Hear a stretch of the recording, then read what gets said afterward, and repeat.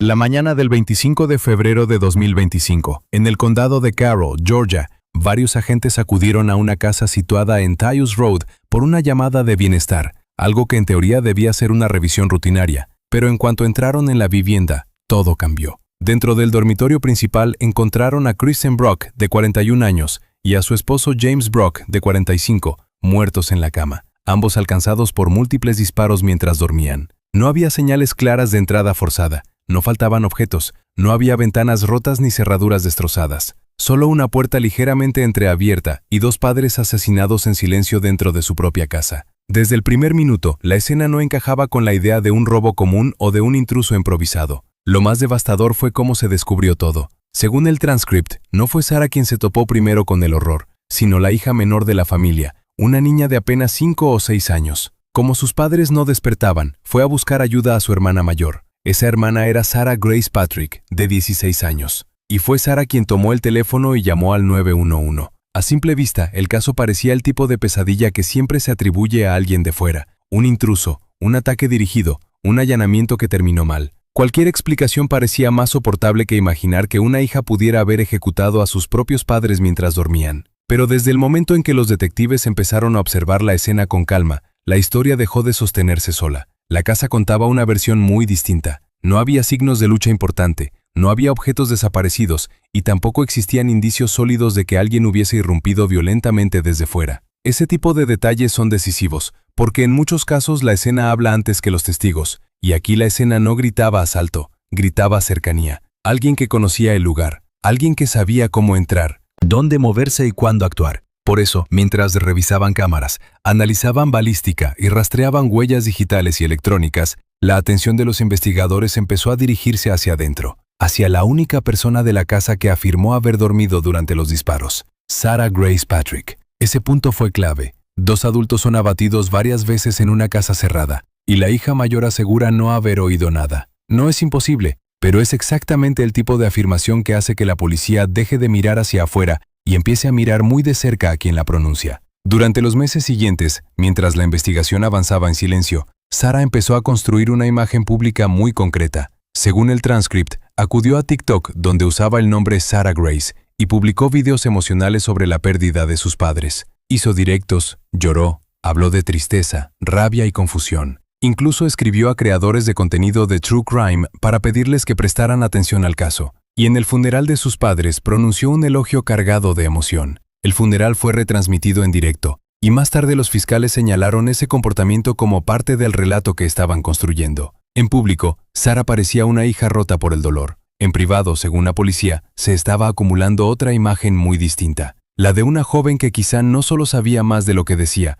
sino que además intentaba moldear la narrativa pública antes de ser arrestada. Ahí es donde el caso se volvió realmente oscuro. Porque una cosa es que una adolescente quiera hablar de la pérdida de sus padres, y otra muy distinta es que los investigadores interpreten esa actividad digital como parte de un esfuerzo deliberado de manipulación. Según el transcript, los detectives comenzaron a reunir lo que describieron como montañas de evidencia física y digital. La investigación creció muchísimo. Participó el FBI, interveniendo el Georgia Bureau of Investigation Crime Lab. Se revisaron dispositivos electrónicos, rastros forenses y comunicaciones, y además se utilizaron laboratorios privados. Se entrevistó a numerosos testigos y se siguió la pista de datos telefónicos, actividad online y comportamiento antes y después del crimen. Eso no suena a una sospecha floja, suena a una acusación que intenta blindarse por todos lados antes de llegar ante un jurado. 5 meses después de los asesinatos, en julio de 2025, la oficina del sheriff hizo el anuncio que destrozó a la comunidad.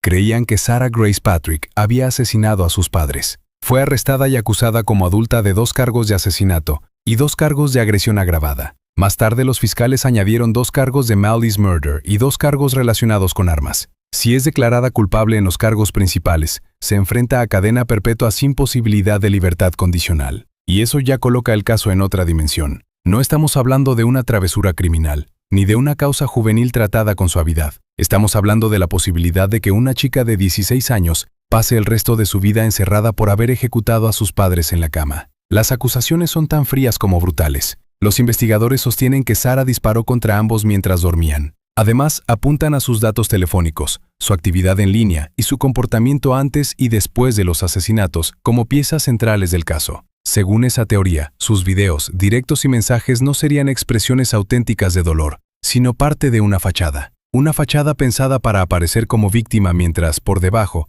la investigación la iba rodeando. El sheriff llegó a decir que la evidencia no era simplemente fuerte, sino abrumadora. Esa palabra importa, porque marca el tono con el que las autoridades quieren que el público entienda el expediente. No como una intuición, sino como un caso robusto. Pero aquí el caso no es limpio ni unánime, y eso lo vuelve aún más tenso. La defensa y varios familiares rechazaron por completo la versión oficial. En la audiencia de fianza de agosto, su padre don Aniel Patrick, su pastor y otros parientes declararon a su favor. Afirmaron que Sarah no tenía antecedentes de violencia y, sobre todo, insistieron en que no existía evidencia física pública que colocara el arma en sus manos. Según ellos, no se había informado de residuos de disparo ni de una prueba forense directa que la vinculara de forma concluyente con los asesinatos. Insistieron en que la policía se equivocaba y que el verdadero asesino quizás seguía libre. Otros familiares, en cambio, suplicaron al juez que no la dejara salir, la calificaron de peligrosa y defendieron que ella era la responsable. La familia quedó partida en dos, lo cual añade otro nivel de devastación. Además de 2 muertos, quedó una guerra interna entre parientes vivos. El juez Dustin Hightower negó la fianza. Mientras tanto, fueron surgiendo historias sobre tensiones familiares previas, viejas disputas de custodia, acusaciones de problemas de sustancias entre adultos del entorno y la complejidad de una familia ensamblada con 7 hijos. Nada de eso establece por sí solo un motivo claro, pero sí dibuja un ambiente menos perfecto de lo que podía parecer desde fuera. Y ahí está la pregunta que sigue devorando este caso. ¿Por qué? ¿Por qué una chica de 16 años mataría a sus padres? El transcript es claro en un punto decisivo. Al momento descrito, todo seguía siendo alegado, no demostrado por veredicto firme. El juicio estaba programado para el 5 de enero de 2026. Hasta que un jurado hable, legalmente el caso sigue en ese terreno. Pero una cosa sí queda clara incluso antes del veredicto. Si la acusación es cierta, no estamos ante un crimen impulsivo cualquiera, sino ante una de las formas más perturbadoras de traición familiar. Porque no solo sería el asesinato de 2 padres dormidos, sería además el intento de convertir después ese mismo crimen en una historia pública de duelo cuidadosamente representado. Y eso, si se confirma, no es solo violencia, es frialdad calculada. El 19 de marzo de 2024, la casa de la familia Smiley, en Brandon, Mississippi, debería haber sido una vivienda suburbana más al final de un día escolar cualquiera. Allí vivía Ashley Smiley, de 40 años, profesora de matemáticas muy respetada, reconocida incluso como Teacher of the Month, una mujer apreciada por sus alumnos y querida por su familia. Pero ese día, dentro de esa casa, todo se quebró. Y según el transcript, quien convirtió una discusión familiar en una escena de horror fue su propia hija de 14 años, Carly Madison Gregg. Lo que ocurrió allí terminó convirtiéndose en uno de los casos juveniles más perturbadores de Mississippi en décadas. Para entender cómo se llegó a ese punto, hay que retroceder unas horas. Una amiga había contactado con Ashley para contarle que Carly estaba consumiendo marihuana, escondiendo teléfonos desechables y vapeadores. Cuando Ashley regresó a casa, registró la habitación de su hija y encontró precisamente esos vapes. Después vino la confrontación. Para una madre, aquello parecía un intento de poner límites y recuperar el control. Para la fiscalía, en cambio, ese momento fue el detonante de algo mucho más oscuro. No era solo una pelea entre una adolescente y su madre. Era, según la acusación, el instante en que Carly cruzó una línea de la que ya no iba a volver. En algún momento de aquella tarde, estando sola en la casa, Carly entró en el dormitorio que compartía con su madre y su padrastro y tomó la pistola Magnum de Ashley. Los investigadores señalaron que Carly sabía perfectamente dónde estaba el arma. No la encontró por casualidad, fue a buscarla. Luego salió y esperó. Cuando Ashley entró en la sala de estar, sonó el primer disparo. El audio de la cámara de vigilancia no registró silencio, sino gritos, seguidos de 2 disparos más. Las heridas fueron mortales. Una profesora admirada por sus alumnos y una madre querida por su entorno cayó al suelo dentro de su propia casa, abatida por su propia hija. Pero la parte que más impactó a fiscales y jurado no fue solamente el tiroteo, sino lo que ocurrió inmediatamente después. La cámara de seguridad de la cocina captó a Carly caminando con total calma, con el teléfono en la mano y el rostro inexpresivo. No parecía fuera de sí, no se veía aterrada. No llamó al 911. En vez de eso, le escribió a un amigo sobre el cadáver. Ese amigo terminó yendo a la casa, vio a Ashley tirada en el suelo y se marchó, aunque más tarde colaboró con la policía. En esas imágenes, el jurado vio a Carly acariciar al perro de la familia, mirar el móvil y pasar una y otra vez junto al cuerpo de su madre. La acusación insistió en que no había pánico, ni shock, ni remordimiento visible, solo frialdad. Y ese detalle vuelve al caso todavía más siniestro. Porque una cosa es un estallido de violencia, otra muy distinta es esa calma posterior, casi clínica. Luego llegó la segunda parte del caso, y ahí ya no hablamos de una reacción impulsiva, sino de algo que la fiscalía describió como una secuencia con varias etapas. Utilizando el teléfono de Ashley, Carly le envió un mensaje a su padrastro, Heath Smiley. ¿Are you almost home, honey? Para la acusación, ese mensaje fue deliberado. La intención, dijeron, era atraerlo de vuelta a la casa para continuar el ataque. Aproximadamente una hora después de que Ashley fuera asesinada, Heath regresó. Entró y vio a Ashley en el suelo. Antes siquiera de procesar lo que estaba viendo, Carly disparó también contra él. A pesar del dolor y la confusión, Heath logró abalanzarse sobre su hijastra, forcejear con ella y quitarle el arma. Mientras intentaba pedir ayuda, Carly escapó por la parte trasera de la vivienda. Los agentes llegaron en cuestión de minutos. A las 5:07 de la tarde recibieron la primera llamada de emergencia y hacia las 5:30 de la tarde encontraron a Carly en un jardín cercano y la arrestaron. Dentro de la casa, los investigadores encontraron otros elementos decisivos. Carly había escondido la pistola calibre .357 y además había retirado la cámara de seguridad de la cocina, la misma que había grabado su comportamiento sereno después del crimen, y la había colocado dentro del refrigerador. Ese gesto se convirtió en la base del cargo por manipulación de pruebas. Y aquí está una de las partes más demoledoras del caso. Cuando alguien oculta el arma y aparta la cámara que lo incrimina, cuesta comprar el relato de una persona que no entendía lo que estaba haciendo. Podrás discutir su estado mental, su edad o su fragilidad emocional, pero esa clase de conductas apuntan a conciencia del acto y a voluntad de borrar rastros.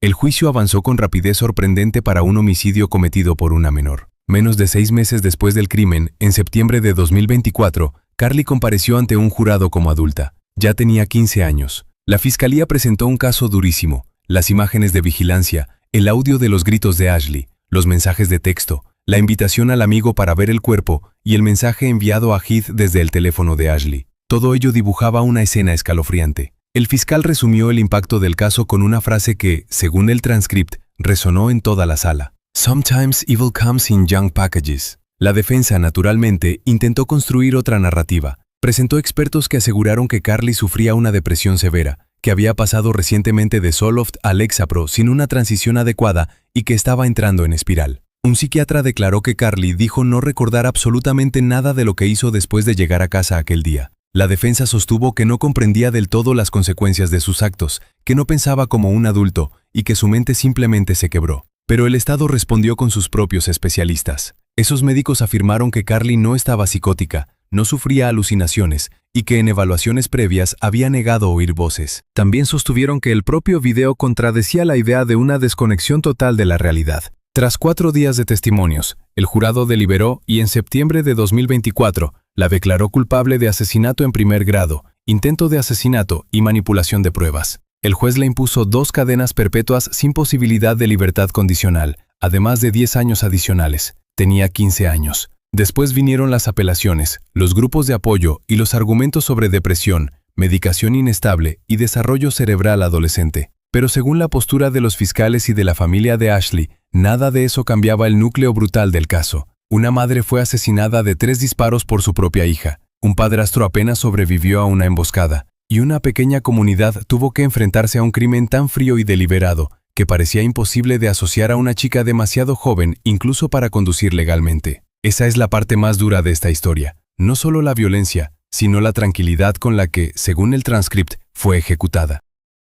En octubre de 2014, en un pueblo tan pequeño de Dinamarca que la mayoría de la gente ni siquiera lo habría ubicado en un mapa, una madre fue asesinada mientras dormía. No la mató un intruso, no la mató un desconocido, no fue alguien a quien el vecindario ya temiera. Según el caso reconstruido en el transcript, la persona en el centro de todo era su propia hija de 15 años, Lisa Borch. Dentro de aquella casa modesta vivían la madre, Tine Roysen Højgaard, las hijas gemelas y las tensiones típicas entre una madre que intenta poner límites y una adolescente empeñada en romperlos. Pero en este caso no hablamos de una rebelión normal, de fiestas, alcohol o ausencias escolares. La deriva de Lisa era bastante más oscura. Hombres mayores, relaciones ocultas por internet y una fascinación creciente por videos extremistas y violentos que circulaban entonces desde Oriente Medio. Todo empezó a pudrirse de verdad cuando Lisa conoció a Bakhtiar Muhammad Abdullah, un inmigrante iraquí de 29 años. Para cualquier madre sensata, aquello ya era una alarma brutal. Una chica de 15 años vinculándose con un hombre casi el doble de su edad.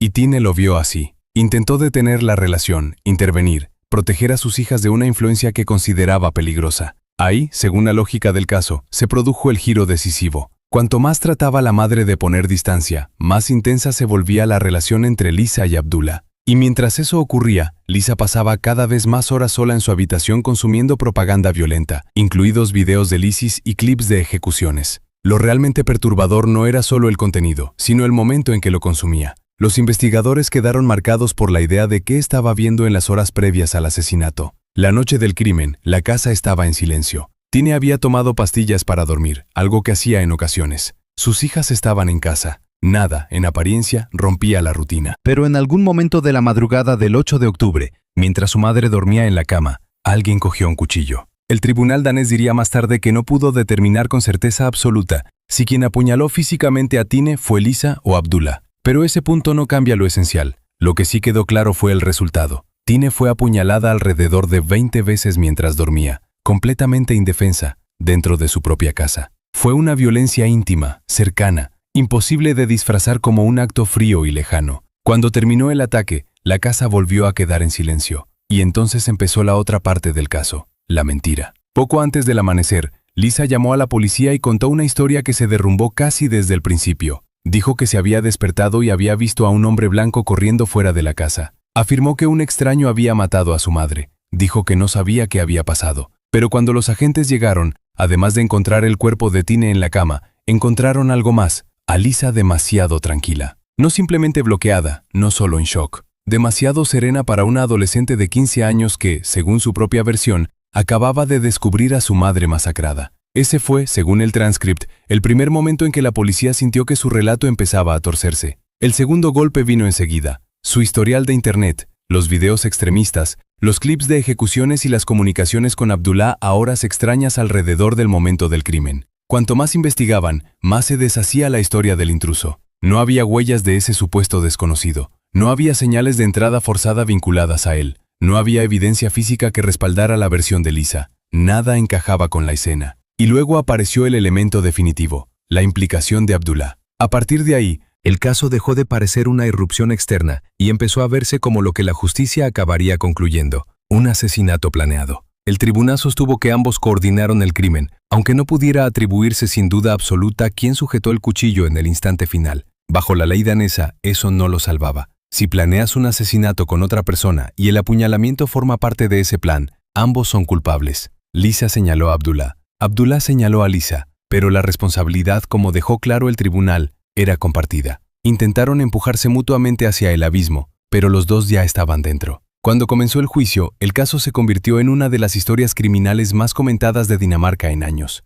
No solo por la brutalidad, aunque fue brutal, sino por la edad de los implicados, por el entorno aparentemente pacífico y por la mezcla de relación prohibida, radicalización visual y violencia doméstica. Lo que aterrorizó a la opinión pública no fue únicamente que una adolescente pudiera matar a su madre. Fue la idea de que una chica danesa, criada en un entorno común, pudiera absorber imágenes extremistas en Internet, alimentar esas fantasías dentro de una relación secreta con un hombre adulto y llevar toda esa violencia de vuelta a su propia casa, hasta el dormitorio donde dormía su madre. Lisa apareció en el tribunal pálida, controlada, casi sin expresión. Abdullah negó todo. Pero el caso ya no giraba en torno a una duda inocente, sino a una pregunta mucho más incómoda: si había sido manipulada o si había participado plenamente en la destrucción de su propia familia. Y la respuesta jurídica fue dura. El veredicto terminó de convertir el caso en símbolo. Lisa Borch fue condenada a 9 años de prisión, la pena máxima que Dinamarca podía imponer a una persona menor de 18 años.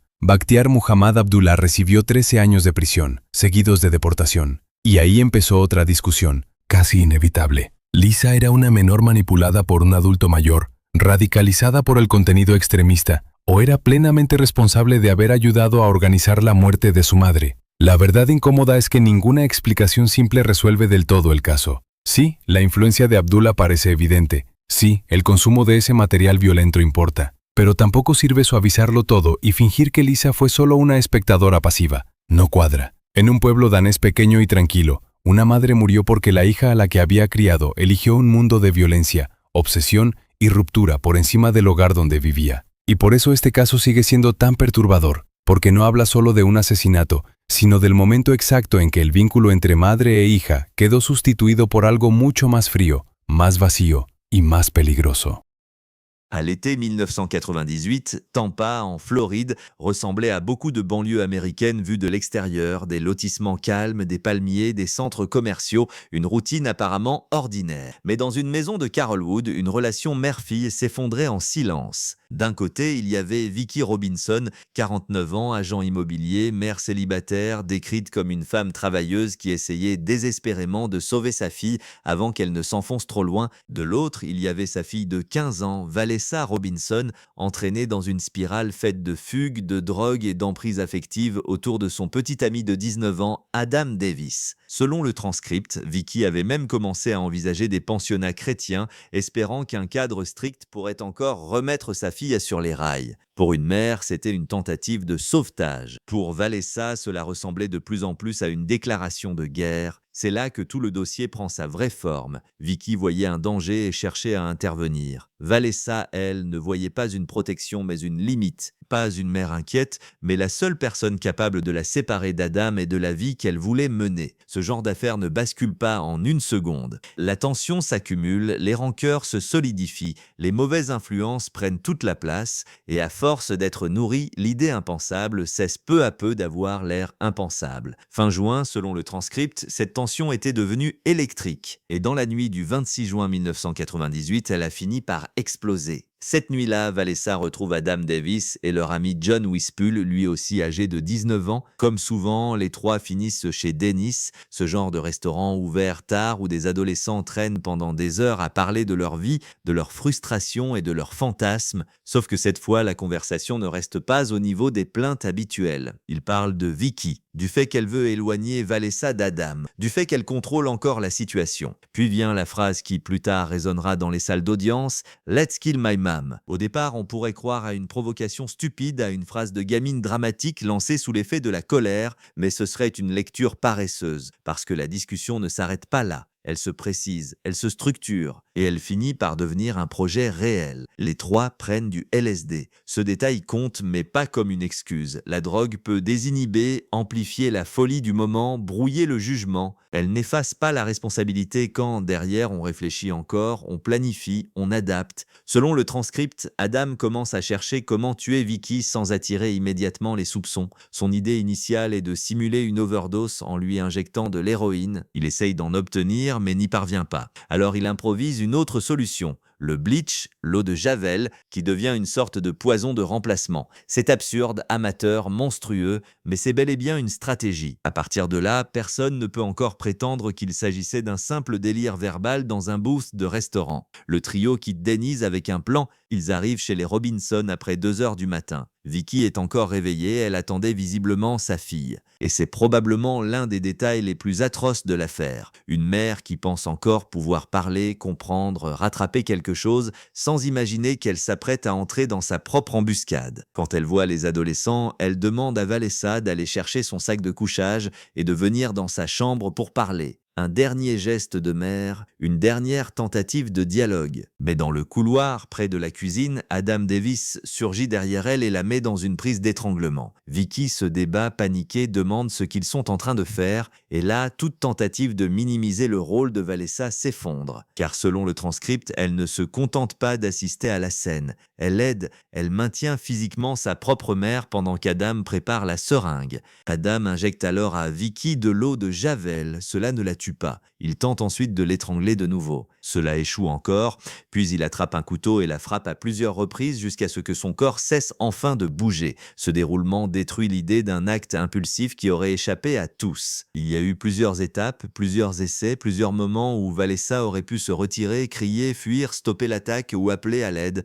Elle ne l'a pas fait. Elle est restée du côté des agresseurs. C'est exactement ce qui rend l'affaire aussi écœurante. La victime n'est pas tombée sous la violence d'un inconnu, mais sous celle d'un homme aidé par la fille qu'elle essayait encore de sauver. Après le meurtre, l'histoire devient encore plus sinistre. Selon le transcript, les 3 adolescents placent le corps de Vicki dans une grande poubelle en plastique. Puis ils prennent sa minivan, s'éloignent, s'installent dans un motel, dépensent de l'argent et vont même se faire tatouer. Ces détails ont pesé lourd plus tard, parce qu'ils donnent une image insoutenable de leur état d'esprit après le crime. Une femme respectée, mère célibataire, vient d'être assassinée puis jetée comme un déchet dans la chaleur de l'été floridien, pendant que les auteurs se comportent comme si le principal obstacle de leur vie venait simplement d'être retiré. Cette froideur après coup est presque aussi violente que le meurtre lui-même. La fuite s'arrête lorsque la police localise le groupe.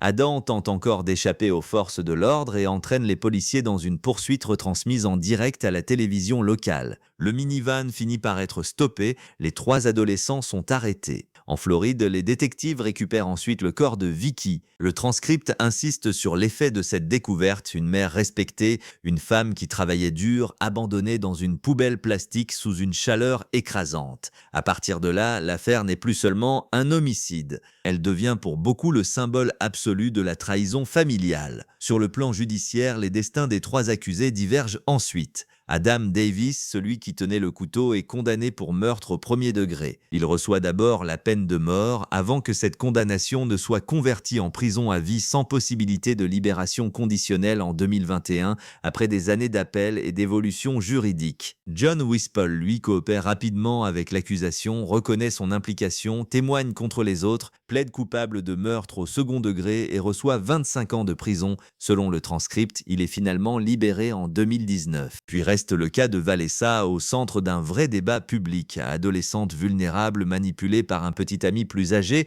ou participante froide au meurtre de sa propre mère. La réponse du jury ne l'innocente pas, loin de là. Les procureurs soutiennent que Vanessa voulait la mort de sa mère, qu'elle a participé à l'attaque, puis à la dissimulation. Ils mettent en avant son comportement après les faits, l'argent dépensé, le motel, les tatouages, pour démontrer son état d'esprit. La défense, elle, insiste sur le fait qu'elle n'a pas porté le coup fatal, qu'Adam dominait complètement la situation et qu'elle n'était qu'une adolescente terrorisée, dépassée par une spirale qu'elle n'avait pas su arrêter. Finalement, le jury retient une position intermédiaire mais accablante. Meurtre au 3e degré et grand theft. Vanessa est condamnée à 20 ans de prison. Avec la détention déjà effectuée et les crédits de bonne conduite, elle passe environ 13 ans derrière les barreaux avant d'être libérée le 6 décembre 2013. Des rapports ultérieurs indiquent qu'elle a quitté la région de Tampa, fondé une famille et choisi une vie discrète. Mais cela ne change rien au cœur de l'histoire. Une mère qui se battait pour sauver sa fille a fini trahie, maintenue puis perdue à cause d'elle.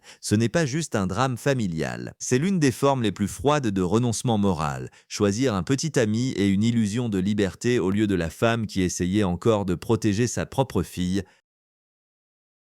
En marzo de 2023, en Balashija, una zona densa a las afueras de Moscú, unos trabajadores se dirigían a los contenedores de basura detrás de un bloque de apartamentos para empezar otro turno frío y gris. Entonces vieron un gran bulto envuelto en una sábana, tirado junto a los contenedores. A primera vista parecía basura doméstica, quizá ropa de cama vieja o algún objeto voluminoso que alguien no había podido meter por el conducto del edificio. Pero cuando abrieron la tela, descubrieron que no era basura, era el cuerpo de una mujer. Su nombre era Anastasia Miloskaya, tenía 39 años, trabajaba en el sector inmobiliario y según el transcript, había construido su vida entera alrededor de una sola idea, trabajar sin descanso para darle a su hija adolescente algo mejor de lo que ella había tenido. Ahorraba con obsesión para comprar un piso propio y soñaba con unas vacaciones junto al mar que nunca llegó a tener. Lo más brutal de este caso no es solo el asesinato, sino el contraste entre la víctima y el móvil. Anastasia no aparece descrita como una madre cruel, ausente o destructiva. Todo lo contrario, el transcript la pinta como una mujer que se sacrificaba constantemente, compraba ropa y tecnología para su hija, cuidaba de su salud, viajaba incluso a Chechenia para conseguir la insulina que mejor le funcionaba, y llenaba la casa de animales, desde gatos y perros hasta mascotas más exóticas. Todo en su vida parecía girar en torno a sostener, proteger y construir. Y precisamente por eso el crimen resulta tan repugnante. No fue asesinada por abandono, ni por maltrato, ni por una historia de terror doméstico al uso. Fue, según la investigación, traicionada por la misma hija por la que llevaba años partiéndose la espalda. Cuando la policía llegó, vio de inmediato que no estaba ante una muerte accidental. Anastasia había sido estrangulada. Presentaba signos de violencia, y el hecho de que el cuerpo estuviera envuelto en una sábana doméstica indicaba que no había sido llevado allí desde lejos. Quien la mató había estado muy cerca. Los investigadores empezaron a revisar las cámaras de seguridad cercanas al edificio, y en las imágenes aparecieron 2 figuras jóvenes arrastrando el cuerpo envuelto hacia los contenedores. No eran hombres adultos ni asesinos profesionales, eran 2 chicos de 16 años. En ese momento, el caso ya era oscuro. Pero se volvió todavía peor cuando la policía rastreó de dónde habían salido esos adolescentes y entró en el apartamento relacionado con el cuerpo. Allí encontraron la vivienda donde Anastasia vivía con su hija, y la hija no estaba. Entonces la historia dio un giro que, según el transcript, dejó a Rusia en shock. La hija de Anastasia no estaba desaparecida ni era una simple testigo, estaba implicada. Según las declaraciones recogidas en la investigación, la chica tenía 14 años y estaba cansada de las normas de su madre, de las restricciones, del drama relacionado con su novio y del control que sentía sobre su vida. Quería libertad, y ahí está el núcleo podrido de este caso. En lugar de ver a su madre como una persona que la sostenía, empezó a verla como un obstáculo. Según filtraciones y declaraciones oficiales citadas en el transcript, el plan comenzó con una conversación con su novio. Ella le dijo que quería deshacerse de su madre. Él no la frenó, no le dijo que estaba loca, no pidió ayuda. Hizo algo todavía peor. Contactó a 2 conocidos, 2 chicos que pensó que harían cualquier cosa por dinero, y el dinero se convirtió en el anzuelo. La investigación sostuvo que la hija y su novio prometieron 350.000 rublos a esos 2 adolescentes, una parte de los más de 700.000 rublos que la chica tomó de los ahorros de su madre después del asesinato. En total, Anastasia había reunido aproximadamente 1 millón de rublos para su futuro piso y ese viaje al mar con el que soñaba. Dicho sin adornos, la mujer trabajó durante años para reunir el dinero que acabaría sirviendo como combustible para su propio asesinato. El crimen no ocurrió en un callejón, ni en un bosque, ni en un sitio lejano y anónimo. Ocurrió dentro del propio apartamento de Anastasia, el lugar donde creía estar a salvo, donde guardaba la insulina de su hija en la nevera y al que regresaba cada noche después del trabajo. Los 2 chicos esperaban dentro. La hija y su novio estaban en el balcón fumando mientras los otros se preparaban. Cuando Anastasia volvió de trabajar, abrió la puerta y entró en el pasillo de su propia casa. La atacaron. Uno la agarró por detrás con una llave de estrangulamiento. El otro le tapó la nariz y la boca. No hubo disparos. No hubo una pelea espectacular. No hubo tiempo para nada. Anastasia forcejeó y después dejó de moverse. Y mientras todo eso pasaba, su hija permaneció en el balcón durante gran parte del ataque. Solo cuando uno de los chicos llamó y dijo, «Ya está», ella y su novio regresaron al interior. Esa imagen es de una frialdad monstruosa. Una madre siendo asfixiada a pocos metros de su hija, mientras ésta espera fuera hasta que le avisan de que todo ha terminado. Después del asesinato, el caso no se volvió menos monstruoso, se volvió todavía más asqueroso. El cuerpo de Anastasia permaneció 2 días dentro del apartamento. Los adolescentes siguieron entrando y saliendo, pensando qué hacer, discutiendo el siguiente paso. Al final, retiraron una sábana de la cama, envolvieron el cuerpo y lo bajaron por las escaleras. Intentaron meterlo en el contenedor, pero pesaba demasiado. Así que lo dejaron tirado al lado y se marcharon. Esa torpeza no suaviza nada. Al contrario, subraya la deshumanización total de la víctima. Ya no la trataban como una persona, ni siquiera como una madre muerta, sino como un bulto incómodo que había que quitar de en medio. Y mientras tanto, según el transcript, la hija y su novio no estaban escondiéndose de verdad. Se llevaron el gato, el perro y la suricata de Anastasia. Fueron a quedarse con conocidos y hasta hablaban de irse al mar con el dinero robado. Eso destruye cualquier intento de pintarlos como chavales aterrados o confundidos. Su propia conducta posterior huele más a oportunismo frío que a pánico. Cuando finalmente interrogaron a la hija, en la primera ronda admitió el plan. Después intentó culpar por completo a su novio, asegurando que él la había manipulado, presionado y que ella no sabía realmente lo que iban a hacer los otros chicos. Pero, según el transcript, ni los registros ni la evidencia encajaban con esa segunda versión. Los psiquiatras forenses la declararon legalmente sana, sin psicosis, sin delirios y sin confusión mental que permitiera una defensa por inimputabilidad. Incluso la describieron como una persona inclinada a manipular a otros. El novio también fue considerado cuerdo. En el juicio, los abuelos de la chica llegaron llorando. Habían criado a esa niña durante su enfermedad y se negaban al principio a creer que estuviera implicada. Luego tuvieron que enfrentarse a una forma de dolor todavía más retorcida. Entender que la nieta a la que habían querido había ayudado a destruir a la hija que ellos mismos habían criado. Las condenas fueron duras. 8 años para la hija, 8 años y medio para el novio, 6 años para uno de los chicos y 9 años para el otro. Aún así, mucha gente siguió viéndolo como una pena pequeña frente a la magnitud moral del crimen. Porque al final eso es lo que queda. Una madre que pasó su vida protegiendo a su hija fue asesinada en una casa pagada con su esfuerzo, por un plan puesto en marcha para quitarle el dinero que ella misma había ganado y la libertad que su hija confundió con el derecho a no tener límites. Esa no es solo una historia de crimen, es una historia de traición total. Lo más perturbador de estos casos no es solo la violencia, no es solo la sangre, ni siquiera las condenas. Es el hecho de que todo ocurre en el lugar donde una persona debería sentirse más segura, dentro de su propia casa, dentro de su propia familia. Y en cada una de estas historias hay algo todavía más frío que el crimen en sí, la traición. El momento en que una hija deja de ver a su madre como refugio, como autoridad o como amor, y empieza a verla como un obstáculo que debe desaparecer. Porque al final, estos casos no hablan únicamente de asesinatos, hablan de resentimiento, manipulación, ruptura emocional, obsesión, y de una oscuridad que fue creciendo hasta romperlo todo. Y eso es lo que más inquieta, pensar que, antes del crimen, ya había algo profundamente roto desde mucho antes, aunque nadie quisiera verlo o nadie supiera detenerlo a tiempo. Si te interesan los casos reales de True Crime, apoya el canal con un like, suscríbete y activa la campana para no perderte los próximos videos. Y deja tu comentario. ¿Cuál de estos casos te impactó más y por qué? ¿Te impresionó más la planificación, la frialdad después del crimen, o el hecho de que todo ocurriera dentro de la propia familia? Y te dejo una última pregunta. ¿Crees que este tipo de crímenes nace de un solo estallido, o siempre hubo señales de advertencia que nadie tomó en serio hasta que ya fue demasiado tarde? Gracias por ver el video. Nos vemos en el próximo.